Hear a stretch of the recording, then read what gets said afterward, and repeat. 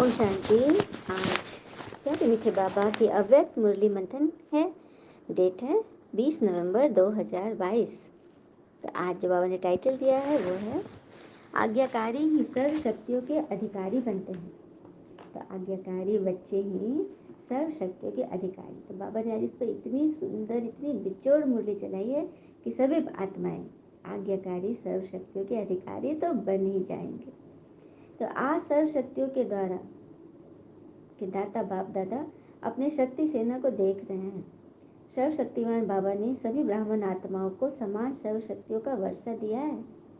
किसको कम शक्ति व किसको ज़्यादा, यह अंतर तो नहीं किया ना। बाबा तो सबको बराबर पढ़ा रहे हैं ना। ये मुरली के द्वारा ही तो सबको शक्तियाँ दे रहे हैं। कोई अंतर नहीं किया बाबा ने। अंतर भी कहते हैं ना अंतर था कि जीवन के अंत से पहले यदि हम अपने अंतर मन का अंत खोज लें तो मृत्यु के भय सहित सभी प्रकार के भय और चिंताएं समाप्त हो जाएगी। क्या बात है। तो भगवान इसी अंतर को तो सिखा रहे हैं, कोई अंतर मत करो। सभी को एक द्वारा एक साथ एक समान शक्तियाँ दी हैं। तो रिजल्ट देख रहे थे कि एक समान मिलते हुए भी अंतर क्यों है। कोई सर्वशक्ति संपन्न बने और कोई सिर्फ शक्ति संपन्न बने, सर्व नहीं बने। कोई सदा शक्ति स्वरूप बने, कोई कभी कभी बने। कोई ब्राह्मण आत्माएं अपने सर्वशक्तिवान की अथॉरिटी से जिस समय जिस शक्ति का ऑर्डर प्रमाण चलाए वो चला रहे और कोई नहीं चला पा रहे। ऑर्डर किया और किसी की हाजिर हो जाती है और कोई ऑर्डर करते लेकिन समय पर शक्तियाँ हाजिर नहीं होती। इसका कारण क्या है। बाबा कह रहे हैं कोई आत्माएं सेकंड में हाजिर करते शक्तियाँ सामने आ जाती है, हाजिर हो जाती है और किसी की नहीं होती। इसका कारण क्या है, चलिए सभी सुनते हैं। कारण है जो बच्चे सर्वशक्तिवान बाबा जिसको हुजूर भी कहते हैं, हाजिर नाजिर भी कहते हैं। तो जो बच्चे हुजूर अर्थात बाप के हर कदम की श्रीमत पर हर समय जी हाजिर व हर आज्ञा में जी हाजिर प्रैक्टिकल में करते हैं, तो जी हाजिर करने वाले के आगे हर शक्ति भी जी हाजिर व जी मास्टर हुजूर करती है। क्या क्लियर किया बाबा ने। जो आत्माएं भगवान के आगे हाजिर करती हैं, जो हर बात श्रीमत प्रमाण चलती हैं, जो बाबा ने मुरली में कह दिया उसको धारण करके दिखाती है, उसी के आगे सर्व शक्तियाँ भी जी हाजिर व जी मास्टर हुजूर करती है। अगर कोई आत्माएं श्रीमत व आज्ञा को सहज पालन कर सकते हैं वह करते हैं, और जो मुश्किल लगती है वह नहीं कर सकते। कुछ किया कुछ नहीं किया, कभी जी हाजिर कभी हाजिर। इसका प्रत्यक्ष सबूत या प्रत्यक्ष प्रमाण क्या है कि ऐसी आत्माओं के आगे सर्व शक्तियाँ भी समय प्रमाण हाजिर नहीं होती।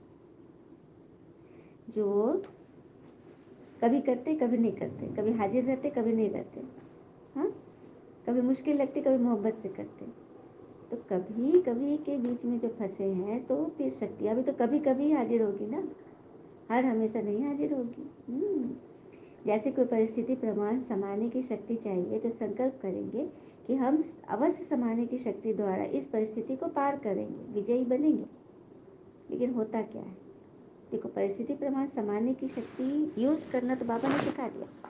रोज रोज बाबा हमें शक्ति संपन्न बना रहे हैं। लेकिन बच्चे क्या करते हैं, संकल्प तो करते हैं कि समाने की शक्ति द्वारा हम हर परिस्थिति को पार करेंगे, विजयी बनेंगे। लेकिन होता क्या है, सेकंड नंबर वाले अर्थात कभी कभी वाले समाने की शक्ति का प्रयोग करेंगे। मतलब 10 बार समाएंगे लेकिन एक बार में हार खा लेंगे। तो इसको क्या कहेंगे। सोचते तो हो कि करना चाहिए, मैंने तो किसी को नहीं सुनाया, मैंने समाया, लेकिन वो साथ वाले थे ना हमारे सहयोगी, उन्होंने गड़बड़ कर दिया। मतलब दूसरे पर जो दोष, ब्लेम गेम। लेकिन बाबा तो अपने बच्चों को देखेंगे ना कि आपको 10 चीज़ मिली थी, उसमें आपको पार करना था, तो आपने 8 चीज़ पार किया, 2 में गड़बड़ हो गए, तो क्या कहलाएंगे, सर्वशक्ति संपन्न कहलाएंगे। 2 मिसिंग है ना। तो वही 2 को भरने के लिए बाबा आज भी मुझे चलाएंगे। ऑर्डर मानने वाले या ऑर्डर ना मानने वाले की लिस्ट में आते हो। किस लिस्ट में हो, बाबा पूछ रहे हैं। कल के अव्यक्त वाणी जब बाबा आए थे शाम में मधुबन में, तो बाबा ने बोला था ना कि जो बच्चे सदा श्रीमत का पालन करते, स्वप्न में भी कोई व्यर्थ नहीं चलता नहीं दिखता, ऐसे बच्चे जो बने हैं वो हाथ उठाओ। तो कितने उठाए थे, मुश्किल से होंगे 2 4 10, क्योंकि हजारों की संख्या की वो ग्रुप था। लेकिन फिर जब बाबा ने बोला अच्छा तुम लोगों ने हाथ नहीं उठाया, लेकिन अब तो हाथ उठाओ कि अब से हम कर देंगे बाबा, आपको दिखाएंगे करके, तो उसमें सारे बच्चों ने हाथ उठाया था। तो बाबा चाहते हैं मेरे सभी बच्चे सर्वशक्ति के अधिकारी बने। अगर अधिकारी नहीं बने तो उस समय परिस्थिति के अधीन बन जाते हो। बाप दादा को सबसे ज़्यादा रहम उस समय आता है जब बच्चे कोई भी शक्ति को समय पर कार्य में नहीं लगा सकते। उस समय क्या करते हैं? जब कोई बात सामना करती है तो बाबा के सामने किस रूप में आते हो? ज्ञानी भक्त के रूप में आते हो। भक्त क्या करते हैं? पुकार करते रहते हैं, मांगनी करते रहते हैं। लेकिन ज्ञानी बच्चे को हर चीज़ का ज्ञान है तो वो बढ़कर देने वाले हैं, लेने वाले नहीं। भक्त से पुकारते हैं, आपको पुकारना नहीं, आपको तो समीप रहना है। ये भी एक स्वरूप है रॉयल भक्त। एक रॉयल भक्त भी होता है, ज्ञान है लेकिन है भक्ति के संस्कार अंदर में, कि मुझे कोई मान दे, किसी से कोई इच्छा, कोई उम्मीद, इन सब का त्याग। ज्ञान में कोई मांग नहीं रहती, भक्ति में मांग है। अब हम सब अपनी चेकिंग करेंगे। तो एक है सेवा प्रति याद में बैठना, दूसरा है स्व की कमजोरी को भरने के लिए याद में बैठना।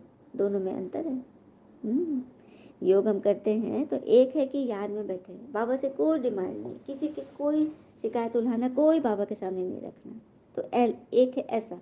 और दूसरा है सब पता है अपनी कमजोरी से, स्व कमजोरी को भरने के लिए याद में बैठना। तो दोनों में अंतर है, एक देने के लिए बैठा और एक लेने के लिए। जैसे अभी भी विश्व पर अशांति का वायुमंडल है तो सेवा प्रति संगठन रूप में विशेष याद के प्रोग्राम बनाते हो, यह अलग बात है। मतलब कोई भी सेवा के लिए संगठन का किसी भी तरह की तो प्लान बनाते हो ना पहले। तो उस प्लान को प्रैक्टिकल में लाना है। बाबा दाता बन देने के लिए कहते हैं ना, वह मांगने के लिए नहीं कहते हैं, औरों को देने के लिए कहते हैं। तो यह हुआ सेवा प्रति। लेकिन अपनी कमजोरी भरने के प्रति समय विशेष याद करते हो। और जैसे अलबेलेपन की याद होती है, सब भूल जाते हैं, फिर माया ही याद रह जाती है। कई कहेंगे कि हम तो हैं ही बाबा के, और है ही कौन। ऐसा यथार्थ शक्तिशाली याद का प्रत्यक्ष प्रमाण समय प्रमाण हाजिर हो जाए। अब इसकी चेकिंग कैसे होगी? बच्चे तो कह देते कि बाबा हम आपके हैं। अब बाबा इसकी परीक्षा कैसे लेंगे? तो माया को भेजेंगे। यदि आपकी शक्तिशाली याद होगी उसी समय शक्ति हाजिर होगी। जब आप याद में होंगे तो याद के बल पे वो देखती है माया कि बच्चे सिर्फ अकेले नहीं कर रहे हैं, मेरे बाबा भी इनके साथ हैं, और जिसके साथ भगवान है तो फिर किसकी क्या मिसाल, कोई कहीं खड़ा नहीं रह सकता। फिर बाबा बोल रहे हैं याद का स्वरूप है सफलता। अगर समय पर हर समय आपको सफलता नहीं मिल रही है, मतलब कि याद में कुछ मिक्सचरिटी है।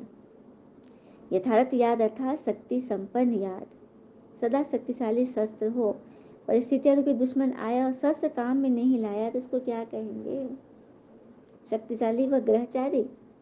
हर कर्म के बाद याद अर्थात सफलता निहित है। हर कर्म में याद की सफलता निहित है।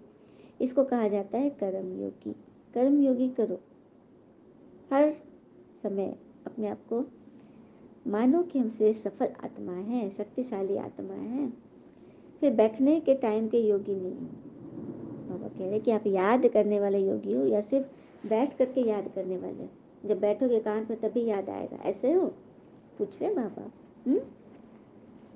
तो हर कर्म में याद अर्थात सफलता हो, इसको कहा जाता है कर्म योगी। जब आपके हर कर्म में सफलता मिल रही है, क्योंकि आप परिस्थिति के वश नहीं हो गए हो, आप स्वस्थिति को ऊंची बनाने में निरंतर मुरली के पॉइंट के मैंने चिंतन में धारणा में रहते हो।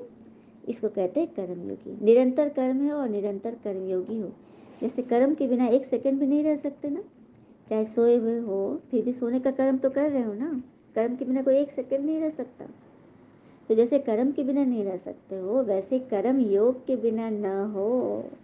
देखा, बाबा बीच में योग को ले ही आते हैं, क्योंकि योग से ही सब कुछ संभव है ना। इसको कहते हैं कर्म योगी, है ना। फिर बाबा ने कहा शक्ति सेना की शक्ति क्या है? शस्त्र, और शस्त्र है सर्व शक्तियों की। तो रिजल्ट क्या देखा? मेजॉरिटी सदा समय पर सर्व शक्ति को ऑर्डर पर चला सके, इसमें कमी दिखाई देती। मतलब मेजॉरिटी आत्माएं कम होंगी जो समय पर सर्व शक्तियों को यूज कर ले, परिस्थिति से गिरे नहीं। समझते भी लेकिन सफलता स्वरूप के समय प्रमाण या तो शक्तिहीन बन जाते हैं, या थोड़ा सा असफलता का अनुभव कर फौरन सफलता की ओर चल पड़ते। 3 प्रकार के देखें। पहला है, 3 प्रकार बता रहे हैं बाबा। उसी समय दिमाग द्वारा समझते कि यह ठीक नहीं है, नहीं करना चाहिए, लेकिन उस समक्ष को शक्ति स्वरूप की स्थिति से नहीं देखते। पहले बच्चे क्या है, जो परिस्थिति को पहचान लेते हैं, लेकिन भीड़ भाड़ से ये सही नहीं हो पाता, तो वहाँ पर शक्ति में कमी आ जाती है।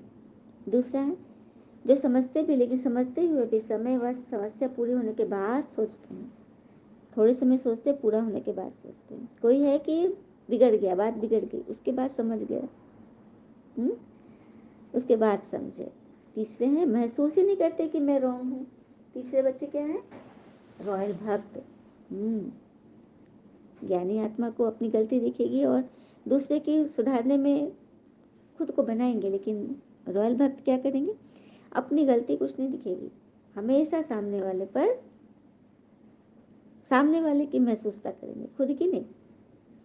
सदा अपने को रॉन्ग को राइट ही सिद्ध करेंगे, अर्थात सत्यता की महसूसता शक्ति नहीं है। तो अपने को चेक करो कि मैं कौन हूँ। बाबा ने लिस्ट बता दी। फिर बाबा कहते, वर्तमान समय के प्रमाण सदा और सहज सफलता किन बच्चों ने प्राप्त की है, उसमें भी अंतर है। एक है सहज सफलता प्राप्त करने वाले, दूसरे हैं मेहनत और डबल लाइट की स्थिति से परे रह के काम करने वाले। हल्केपन का फीलिंग ही नहीं है, बोझ से है, मेहनत वाला बोझिल होता है। तो सहज और सदा सफलता प्राप्त करने उसका मूल आधार क्या देखा, बाबा पूछ रहे हैं, मूल आधार क्या देखा। सहज सफलता किस बात से प्राप्त होगी, जो आत्माएं सदा स्वयं को निर्माण चित्त की विशेषता से चलाती रहती है, वही सहज सफलता को प्राप्त होती है। निर्माण चित्त, चाहे घर में आपके छोटे हो, बड़े हो, ऊंचे हो, ऊंचे पद पे हो, लेकिन आपके लिए तो वो रिश्ते में है। उसमें आपको कैसे हैंडल करना है, कितना निर्माण बनना है। और कभी भी यदि घर में बड़े हो, कभी अपने आप को बड़ा नहीं समझना कि मैं बड़ा हूँ, हमेशा छोटा बन के रहना, तो सफलता मिलेगी। कहते हैं ना, नम्रता का कवच ओढ़ लो तो हर विघ्न से ऊपर उठ जाएंगे। और निर्माण बनना झुकना नहीं, लेकिन सर्व को अपनी विशेषता और प्यार में झुका देना। समझा। अव्यक्तानी बाबा इतने मीठे से बोलते हैं ना, समझा। कहे बाबा से, जी बाबा हम सब समझ गए, और इसको धारण करके निर्माण बन के दिखाएंगे। फिर बाबा कहे, सभी निर्जल सुनी, समय आपका इंतजार कर रहा है। आप क्या कर रहे हो, आप समय का इंतजार कर रहे हो, मालिक के बालक हो ना, तो समय आपका इंतजार कर रहा है। तो आपको क्या करना है, कोई आपका इंतजार कर रहा था, आपको क्या करना है, इंतजाम करना है।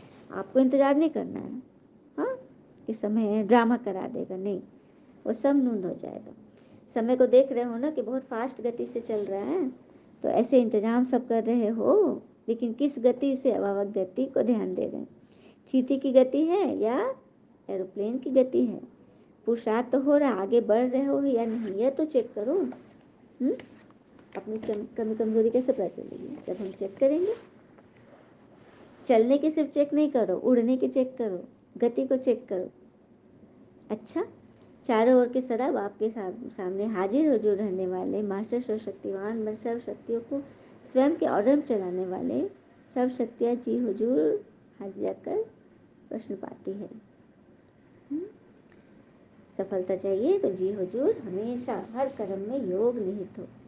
ऐसे सदा सफलता मूलक आत्माएं सदा हर कर्म में याद का अनुभव कराने वाले ऐसे अनुभवी आत्माओं को सदा हर कर्म में संबंध में संपर्क में आने वाले के साथ निर्माण चित्त बने तो विजयी रत्न बन जाएंगे। ऐसे सदा सफलतापूर्वक अथवा श्रेष्ठ बच्चों को बाप दादा का याद प्यार और नमस्ते। हम बच्चों के भी प्यारे बाबा को नमस्ते नमस्ते नमस्ते।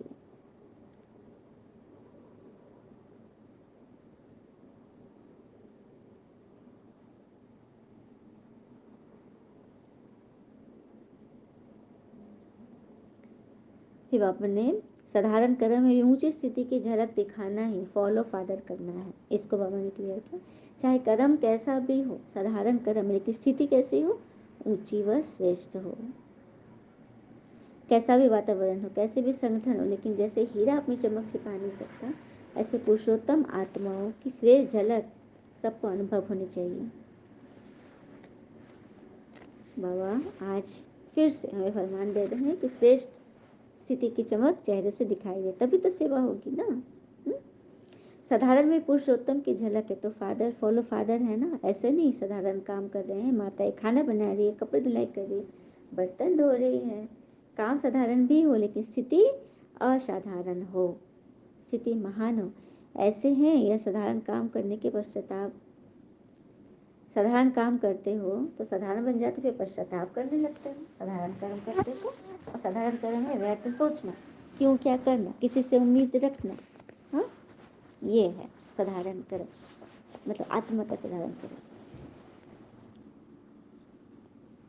फिर बाबा कह रहे अपने को देख सकते हो और दूसरे भी देख सकते हो, तो ऐसे अनुभव करते हो सदैव स्मृति और स्थिति श्रेष्ठ हो। स्थिति श्रेष्ठ है तो परिस्थितियाँ तुम्हारे अंडर कंट्रोल रहेगी। जो समान स्थिति वाले हैं वे सदा बाप के साथ रहते हैं। बाबा ने इसकी क्लियरेंस की कि जो श्रीमद् प्रमाण समान स्थिति के वाले हैं वे सदा मेरे साथ रहते हैं। शरीर से चाहे किसी कोने में बैठे हो, किनारे बैठे हो, पीछे बैठे हो, कि मन की स्थिति में सदा साथ रहते हो। देखो आगे बढ़कर भी, बैठ कर भी यदि भगवान को सुनने में उसको धारण नहीं कर रहे हैं तो आगे बैठना फिजूल है, पीछे ही रहो। बाबा कह रहे हैं ना कि मेरा बच्चा कोने कोने में कहीं पर भी हो, मेरी नज़र उस पर जरूर जाएगी और साथ वही रहेंगे जो समान बनेंगे। स्थूल में चाहे सामने भी बैठो लेकिन समान नदी तो साथ रह नहीं सकती, किनारे पर रहती है। तो समीप रहना अर्थात सब समान स्थिति स्वरूप बनना।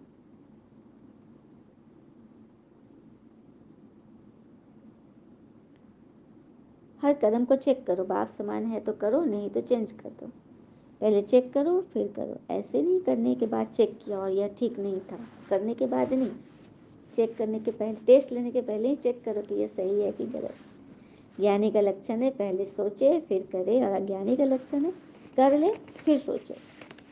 बात तो बिगाड़ दी है। अब बाबा के पास जा रहे हैं। यह है ज्ञानी आत्मा के लक्षण नहीं है, यह रॉयल भक्त के लक्षण है।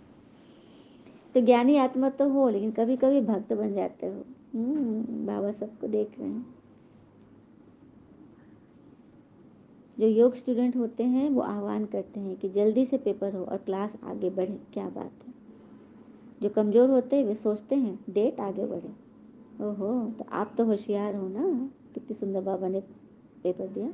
कि जो योग स्टूडेंट होते हैं, जो कमाल के बच्चे होते हैं, वो समझते हैं कि जल्दी से पेपर हो, जल्दी जल्दी हिसाब खलास हो, आगे बढ़ जाए। और कमज़ोर बच्चे डेट आगे बढ़े। तो यह निश्चय पक्का हो कि हम ही कल्प कल के विजयी और हम ही बार बार बनेंगे। इतना पुरुषार्थ किया है। बाबा फिर कह रहे आप नहीं बनेंगे तो कौन बनेंगे। वाह, आप ही विजयी बने थे, विजयी बने हो, विजयी रहेंगे। विजयी शब्द बोलने से भी कितनी खुशी होती है ना। देखो सबका चेहरा एकदम बदल जाता है। तो सदा विजयी रहते तो कितना खुशी रहेगी। इसलिए जब भी कोई किसी भी क्षेत्र में विजय प्राप्त करता है तो खुशी के बाजे बजते हैं। आपको तो सदा ही बाजे बजते हैं आपकी, कभी भी खुशी के बाजे बंद न हो। आधा कल्प के लिए रोना बंद हो गया। जहाँ खुशी के बाजे बजते हैं वहाँ रोना आदि ठीक नहीं है। खुशी के बाजे में कोई रोएगा तो लोग क्या कहेंगे, उसको डांटेंगे ना, अरे अरे हटो हटो हटो, क्यों मनहुसियत फैला रहे हो। अच्छा, ये बाबा ने वरदान दिया। दे अहंकार व अभिमान के सूक्ष्म अंश का भी त्याग करने वाले अधिकारी सो निरहंकारी भव। दे अहंकार व अभिमान के सूक्ष्म अंश का भी त्याग करने वाले आकारी सो निराकार। तो सूक्ष्म अभिमान क्या है। अभी एक तो अभिमान होता है अपने ज्ञान गुण रूप विद्वता का, ठीक है, अपने भाषण का। और दूसरा है सूक्ष्म अभिमान कि किसी ने मुझे इग्नोर कर दिया, किसी ने मेरी बात नहीं समझी, किसी ने मुझे मेरी उम्मीदों पे खरा नहीं उतरे, मेरा मेरा मेरा, वह सूक्ष्म अहंकार है। मोटे तौर के दे अभिमान तो समझ में आता है, हाँ, कि यह संस्कार विशेष है, बुद्धि विशेष है, गुण विशेष है, कलाएं विशेष है, कोई शक्ति विशेष है। लेकिन सूक्ष्म अभिमान है नशा, रौब, अहंकार, इच्छा, उम्मीद, ये सब सूक्ष्म अभिमान है। तो अभिमान कभी भी आकारी, फरिश्ता व निराकारी बनने नहीं देगा। आपको लगे कि ज्ञान में चल रहे हैं लेकिन बहुत पीछे हैं, क्योंकि सूक्ष्म रीति से अगर त्याग नहीं किया तो आकारी व निराकारी कैसे बनेंगे। स्लोगन दिया बाबा ने, समय पर सहयोगी बनो तो पदम गुना रिटर्न मिल जाएगा। अभी बाबा हमसे सहयोग मांग रहे हैं, अभी मार्जिन है, तो समय पर भगवान के सहयोगी बनो। परिस्थिति आए उस समय हमें सहयोगी बनकर बाबा को दिखाना है। और कहते हैं तो सलाह उससे लेना चाहिए जो आपके मेंटल स्टेट को भांप कर परख कर उसी अनुसार सलाह दे, वही जो उपयोगी है आपके लिए। और सबसे बड़े सलाहकार हमारे कौन है? जब स्वयं भगवान हमें पदम गुना रिटर्न देने आए हैं, तो समय पर हमें सहयोगी बनना और बनाना है। मेंटल जो मैच्योर आदमी वो क्या करेगा? परिपक्वता की पहचान है, गाली सुनकर भी वो नहीं भटकेगा, भड़केगा नहीं, बस नोट कर लेगा, कहेगा कि सोचेगा मन में कभी मूड नहीं है, मैं उसके हाथ के गुलाम क्यों बनूं कि उसने मुझे ऐसे बोला और मैं भड़क गई, तो उसने मुझे रिमोट कर लिया। मैं अपने मन का राजा हूँ, मन मेरा मित्र है, मैं इसे अपनी इच्छा अनुसार चलाऊंगा, किसी और के हाथ में इसकी रिमोट नहीं दूंगा। परिपक्वता जिसमें होगा उसका स्वयं पर पूरा कमांड होगा, उनकी चिंता से और कोई बड़ी सब्जेक्ट नहीं। क्योंकि बड़ी सब्जेक्ट की चिंता करेंगे, छोटी छोटी बातों से वे ऊपर उठ जाएंगे। अच्छा, ओम शांति। शुक्र मुझे बाबा, वो बाबा के प्यारे प्यारे बच्चे। और ऑलवेज। और एक चीज़ और जाते जाते कहती हूँ कि उदासी यानी अतीत में रहना, उदासी यानी अतीत में रहना, तनाव यानी भविष्य में जीना, भविष्य की चिंता, और आनंद यानी वर्तमान में रहना। हमको चेक करना कि हम किस चीज़ में रहते हैं। अच्छा, ओम शांति। शुक्रिया बाबा, शुक्रिया मीठे बच्चे। ओम शांति।